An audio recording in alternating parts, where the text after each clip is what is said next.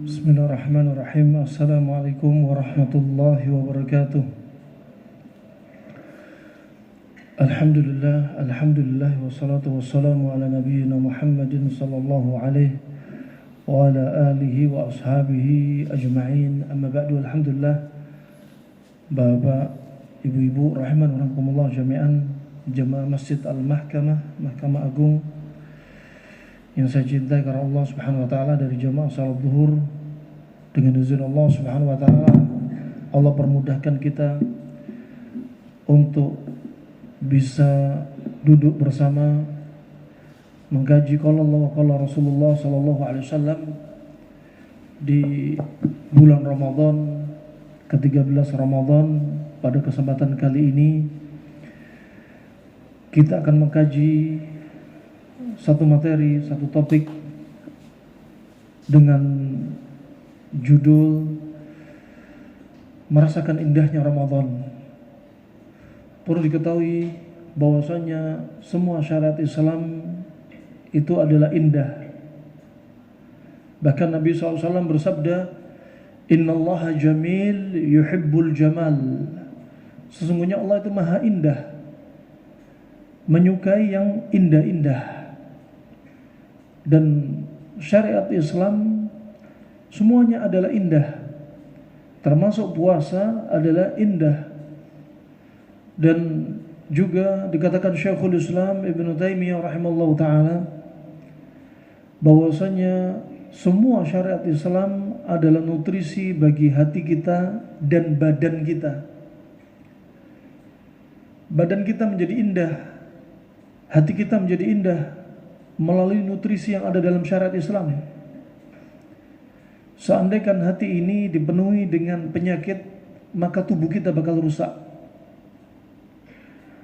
Seandainya hati ini dipenuhi penyakit, hati kita pun rusak, tubuh pun bahkan rusak. Sebagaimana Nabi sudah bersabda, Ala inna fil jasadi mudghah, idza salahat hadhil mudghah salaha jasadu kullu, wa idza fasadat hadhil mudghah fasada jasadu kullu, ala wa hiya al-qalb. Katakanlah, di dalam tubuh ini ada gumpalan daging. Kalau gumpalan daging ini baik, semuanya baik. Kalau gumpalan daging ini rusak, semuanya rusak. Gumpalan daging itu adalah hati, yaitu jantung kita. Dan kita tidak akan bisa merasakan indahnya Ramadan, nikmatnya Ramadan, cintanya kita kepada Ramadan, lezatnya Ramadan, kecuali kalau kita sudah tahu siapa dan apa itu Ramadan. Sebagaimana dikatakan, la ya'rifu fadla ahlil fadl illa dhawuh atau illa dhawul fadl. Kita tidak akan tahu keutamaan orang yang punya keutamaan kecuali kita juga harus punya keutamaan. Ya, kita nggak akan tahu siapa Ramadan kecuali kita sudah tahu keutamaan tentang Ramadan, alias kita tahu ilmunya. Anda mencintai Ramadan, Anda harus mengenal Ramadan. Ketika Anda melihat Ramadan itu indah, berarti Anda sudah tahu ilmunya. Ilmu dari sisi dalil dari Al-Quran. Allah sudah berfirman, Kutiba alaikumusiyam, diwajibkan atas kita untuk berpuasa. Surat Al-Baqarah 183. Dilanjutkan lagi surat Al-Baqarah 184, di akhir ayatnya disebutkan wa antasumu khairul lakum in kuntum ta'lamun. Dan sesungguhnya puasanya Anda adalah lebih baik bagi Anda jika Anda mengilmuinya.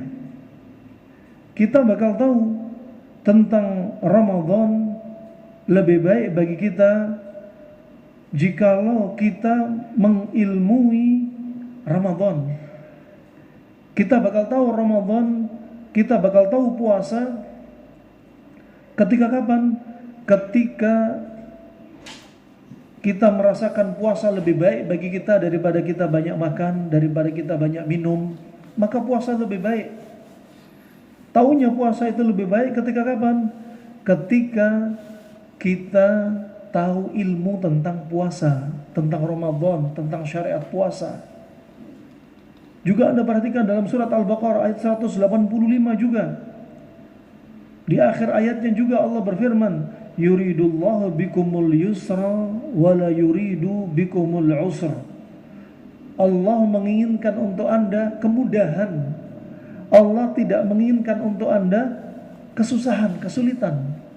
Dengan puasa itu lebih baik bagi Anda daripada Anda nggak puasa. Jika Anda tahu ilmu tentang puasa, keutamaan puasa, tahu tentang syariat, dalil-dalilnya, juga tahu tentang hikmah puasa di balik ilmu kesehatan, sehingga Anda bakal tahu puasa itu ternyata lebih baik bagi kita, lebih indah bagi kita. Juga dalam surat Al-Baqarah 185 ini, yuridullahu bikumul yusr.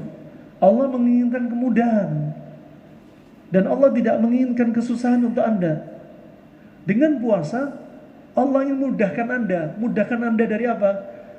Biar Anda tidak kena penyakit hati. Coba kalau 1 tahun tidak ada puasa sama sekali, Senin Kemis tidak puasa, Ayam Melbit tidak puasa, Daud tidak puasa Nabi Daud, juga Ramadan tidak puasa. Apa yang terjadi? Penyakit hati kita bakal numpuk. Kita bakal menjadi orang yang sering lupa diri, lupa nikmat Allah, tidak pernah ngerasakan laparnya orang miskin lapar. Kita bakal jadi orang sombong. Dengan makanan kesehatan kita nggak pernah dikasih penyakit, ya nggak pernah dikasih kesusahan, akhirnya menjadi orang yang sombong. Dan puasa ini diantaranya untuk mengobati penyakit hati kita, biar hati kita nggak seperti hatinya Fir'aun, sombong. Diingetin oleh Allah Subhanahu Wa Taala. Allah menginginkan kemudahan agar hati kita dibersihkan dari racun. Di antaranya apa? Gara-gara dosa. Allah berfirman, kalla bal rana ala qulubihim ma kanu yaksibun. Sekali-kali tidak. Dosa yang kita lakukan akan jadi racun bagi hati kita. Makanya puasa untuk membersihkan racun juga, biar hati kita kembali sehat, biar kita nggak banyak dosa lagi. Dan dosa itu digugurkan antara puasa Ramadan kita ke Ramadan berikutnya. Ramadan ila Ramadan mukaffiratun lima bainahuma liman ijtunibatil kabair. Digugurkan dosa kita. Kalau kita tahu nikmatnya Ramadan, kita bakal tahu puasa lebih baik daripada kita nggak puasa. Nah, dan Allah menginginkan kemudahan, termasuk kemudahan apa? Biar diri kita dibersihkan racun tubuhnya. Yang tadinya kita banyak makan, nggak pernah puasa. Yang tadinya banyak minum, banyak tidur, banyak ngemil. Ternyata orang kalau kebanyakan makan berdampak kepada iman. Kalau kita banyak makan, gak pernah puasa, banyak makan, gak pernah olahraga, banyak makan, tapi banyak tidur, apa yang terjadi? Hati ini, kata Imam Al-Ghazali, bakal keras. Hati ini bakal sakit. Kenapa? Kata Syekhul Islam dalam kitabnya Al-Fa'idah fil Mahabbah, kalau kita kebanyakan makan, darah kita bakal kotor. Kalau darah kita kotor, hati ikut kotor. Ketika hati kotor, gampang terjatuh dalam maksiat, kata Ibnu Qayyim. Organ tubuh ini didorong untuk berbuat maksiat dan berat untuk mendatangi ketaatan Allah. Gara-gara banyak makan, baca Al-Quran rasanya berat. Kenapa Anda di bulan Ramadan enteng baca Al-Quran, kuat duduk lama? Karena Anda gak banyak makan. Karena Anda tahu keutamaan baca Al-Quran bulan Ramadan.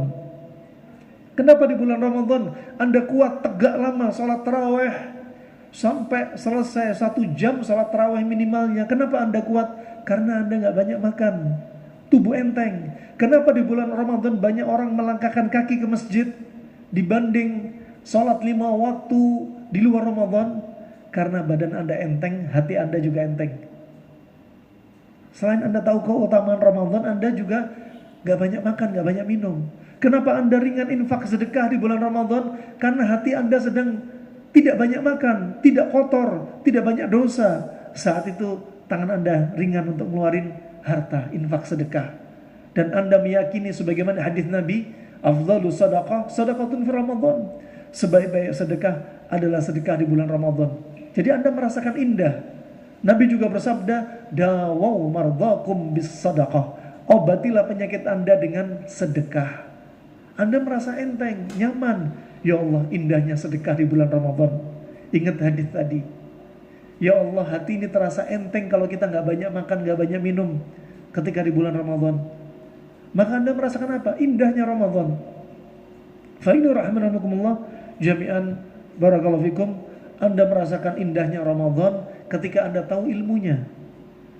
Dibersihkan semuanya apa? Dengan kemudahan dari Allah melalui puasa, dibersihkan racun tubuh Anda. Yang tadinya banyak makan, gara-gara banyak gorengan, triglyceridnya jadi tinggi, akhirnya pembuluh darahnya jadi kaku.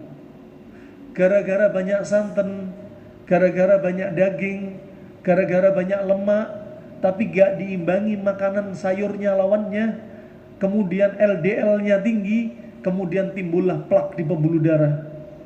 Gara-gara banyak minum manis-manis, gara-gara konsumsi tepung dan roti, makanan yang mengentalkan pembuluh darah, bayangin, pembuluh darahnya kaku, plaknya sudah numpuk, darahnya kental.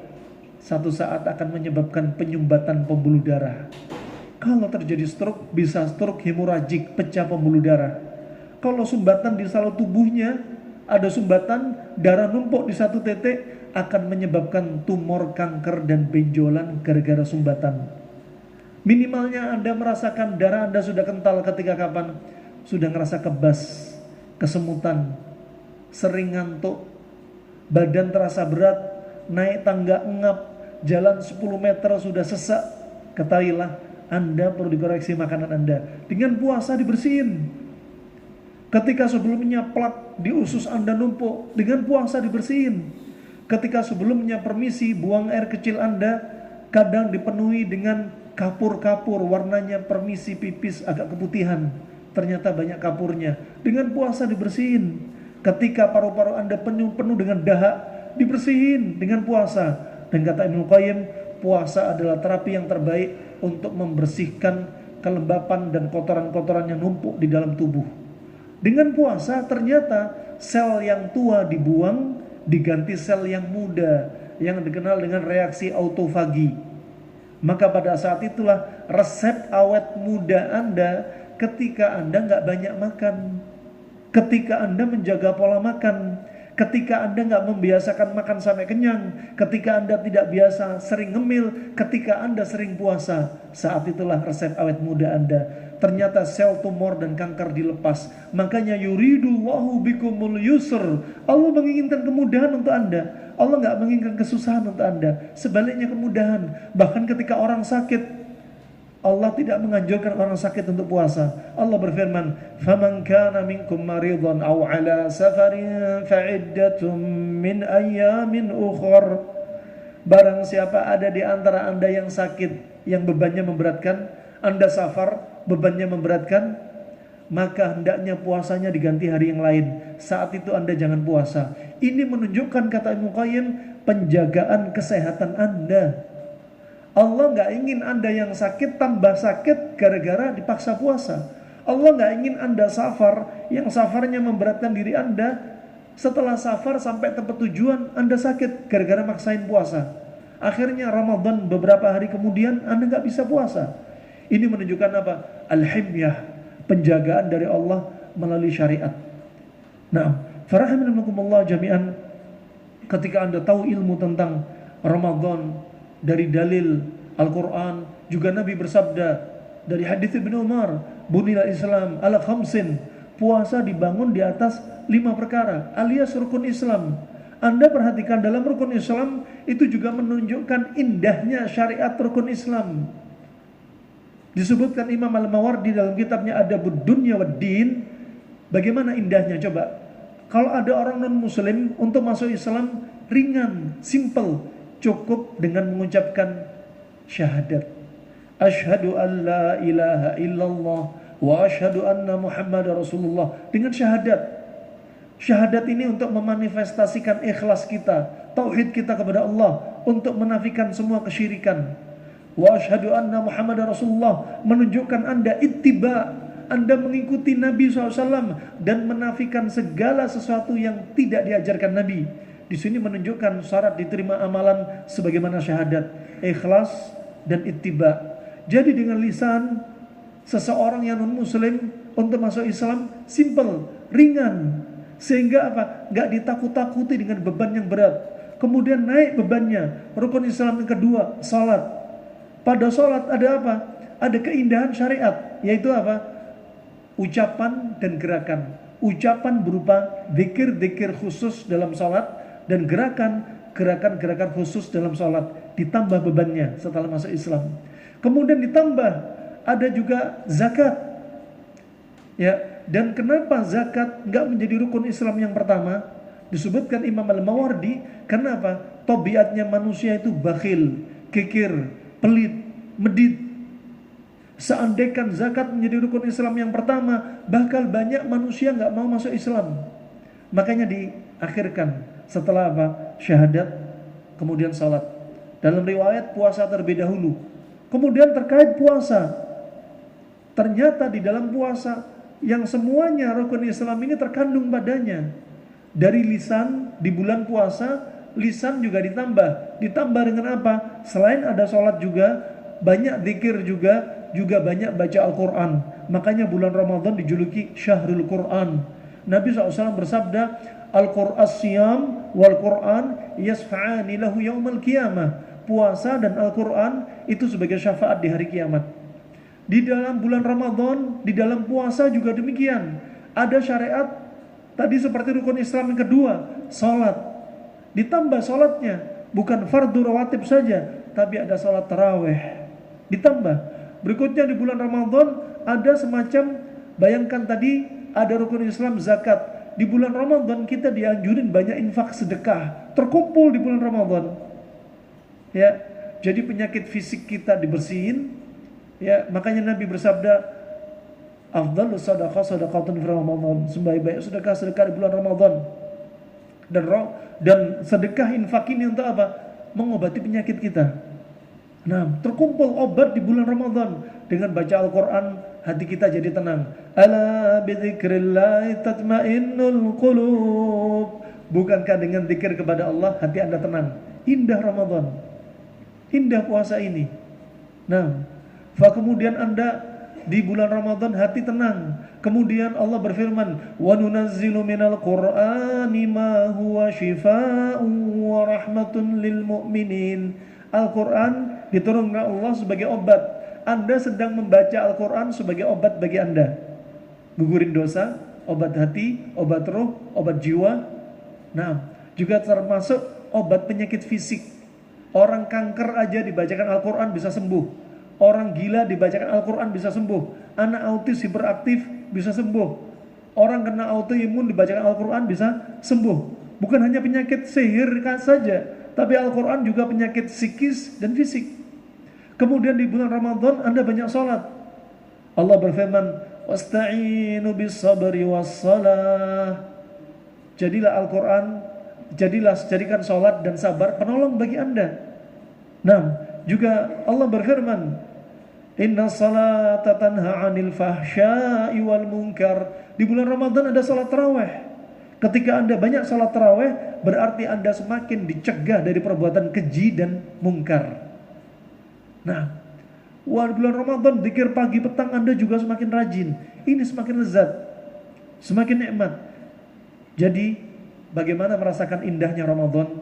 Pertama, belajar qala Allah wa qala Rasulullah. Ya, bahkan disiapkan siksaan sebagaimana disebutkan Nabi SAW. Ketika Nabi SAW sedang tertidur, diajak oleh dua orang laki-laki yaitu malaikat. Yang malaikat ini bertanya, is'ad hadzal jabal, naiklah kamu ke gunung ini. Kemudian Nabi SAW berkata, hadzal jabal wa'aran, ini gunung terjal banget, aku gak mampu naik. Inna sanusahilulak, kami akan membantu kamu naik gunung. Naiklah Nabi ke gunung yang terjal tadi. Di puncak gunung Nabi melihat ada manusia yang kakinya di atas digantung, kepalanya di bawah, mulutnya dirobek. Kemudian Nabi bertanya, bercucuran darah di mulutnya. Nabi bertanya, man haula, siapa mereka ini? Dikatakan malaikat, mereka adalah orang yang membatalkan puasa di siang Ramadan tanpa ada udzur. Anda lihat ketika perjalanan tadi, masih banyak orang sembunyi-sembunyi makan di warteg. Kita nggak tahu muslim atau non muslim. Kalaupun muslim, seandainya muslim, apa udzur mereka? Nah, mereka makan di pinggir, ada yang ngerokok dan lain sebagainya. Siang Ramadan, nggak tahu ancaman dari Nabi SAW. Kemudian bayangkan, Anda tahu keutamaan Ramadan ini. Ketika Anda tahu keutamaannya, dengan melihat dalilnya, Anda akan meyakini puasa Anda lebih baik bagi Anda daripada nggak puasa. Jika Anda mengilmuinya, wa antasumu khairul lakum in kuntum ta'lamun. Ilmui, kemudian ilmui bagaimana puasa ala Nabi. Bukan hanya membahas ilmu fikihnya, ahkamnya, masailnya, perkaranya. Ilmui juga bagaimana sahurnya Nabi. Ternyata seringnya Nabi hanya mencukupkan diri sahur dengan kurma. Itu yang bikin Nabi sehat. Bahkan pernah 2 kali di medan jihad, di siang Ramadan Nabi tetap puasa dan seringnya sahur kurma. Buka puasanya Nabi seperti apa? Sehingga Nabi kuat menghidupkan malam-malam Ramadan. Buka puasanya diawali dengan kurma. Nah, bukan dengan air, bukan dengan roti, bukan dengan gorengan atau es. Mulai. Jadi lihat semua kehidupan Nabi SAW. Kemudian lihatlah orang-orang dari kalangan para sahabat radhiyallahu anhum ajmain. Bagaimana puasanya mereka? Mereka merasakan bulan Ramadan itu seperti tamu Allah. Bahkan mereka 6 bulan sebelum Ramadan sudah berdoa, Allahumma balighna ila Ramadan. Ya Allah, sampaikan aku kepada Ramadan. Kenapa? Karena orang yang meninggal sebelum Ramadan sama orang yang meninggal setelah melewati Ramadan, bedanya jauh banget fadilahnya. Bainas sama wal ard, antara langit dan bumi. Mungkin lebih dari itu. Dan kebiasaan mereka setelah Ramadan berlalu, 6 bulan setelah Ramadan, mereka berdoa agar Ramadannya diterima di sisi Allah Subhanahu wa taala. Ini merasakan indahnya Ramadan. Anda bakal merasakan indah kalau Anda mengetahui bagaimana Nabi menyampaikan dalilnya, bagaimana puasanya Nabi, bagaimana orang yang terbaik di masanya Nabi puasa. Makanya Allah bersumpah, wal asr, demi masa. Mereka mentafsirkan 6 tafsir demi masa. Masa yang mana? Di antaranya ada mentafsirkan masa sebaik-baik masa, sepanjang masa, sebaik-baik masa adalah masa di zaman Nabi dan para sahabatnya hidup. Itu sebaik-baik masa. Allah bersumpah dengan masa ini. Nah, Anda perhatikan, mereka merasakan Ramadan nikmat. Kalau Anda tahu keutamaan Ramadan dari sisi dalil, dari sisi keutamaan untuk fisik dan psikis kita, gugurin dosa kita, efek dari dampak kesehatannya untuk kita, maka saat itu Anda bakal menyenangi, mencintai puasa. Karena Anda kenal, tak kenal maka tak sayang. Kalau Anda sudah kenal, Anda bakal sayang dan cinta. Sebagaimana Anda hendak melamar seorang wanita, Anda harus kenal dia dulu. Harus tahu siapa dia, apa yang membuat Anda cinta kepada dia, akhlaknya, fisiknya, hartanya, ya, atau ibadahnya, agamanya. Ketika Anda tahu keutamaan dia, Anda bakal cinta. Demikian kalau kita tahu Ramadan, kita bakal cinta. Kalau sudah cinta, semakin tinggi ilmu Anda, cinta akan semakin tinggi. Ketika cinta semakin tinggi, sayang kepada bulan Ramadan semakin tinggi, maka rasa lezat akan semakin tinggi. Ketika rasa lezat semakin tinggi, Anda akan merasakan indahnya Ramadan. Di puncak keindahan yang Anda rasakan, dan Anda bakal merasakan Ramadan seperti habitat bagi Anda.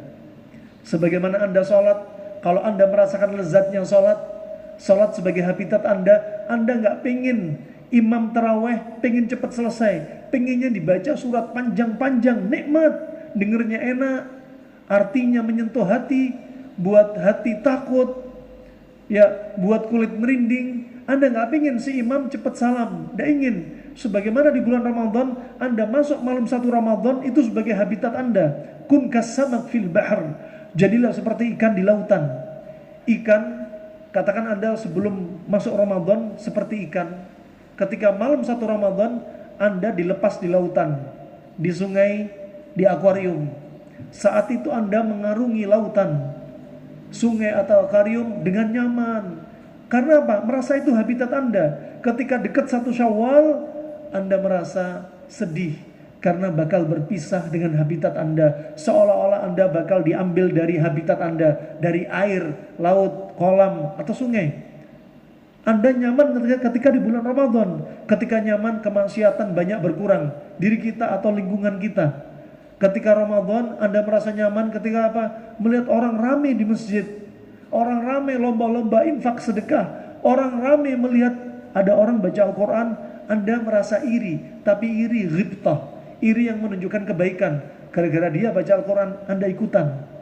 Gara-gara dia rajin sholat, Anda ikutan. Jadi apa? Habitat bagi Anda. Ini rahmanakumullah yang bisa saya sampaikan. Semoga Allah jadikan kita ahli siyam, ahli Al-Quran.